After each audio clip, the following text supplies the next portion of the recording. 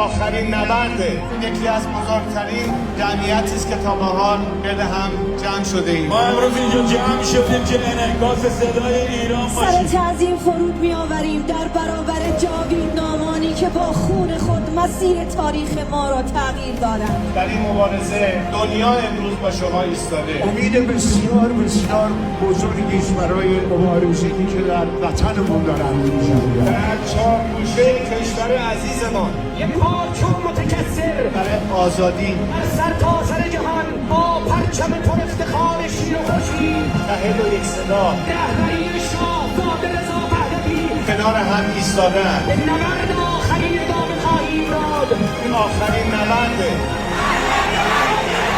قلب جهان را با جاوید شاه تسخیر می‌کنیم، چرا که ما به پیروزی محکومیم. ایران ورد زبانم ایران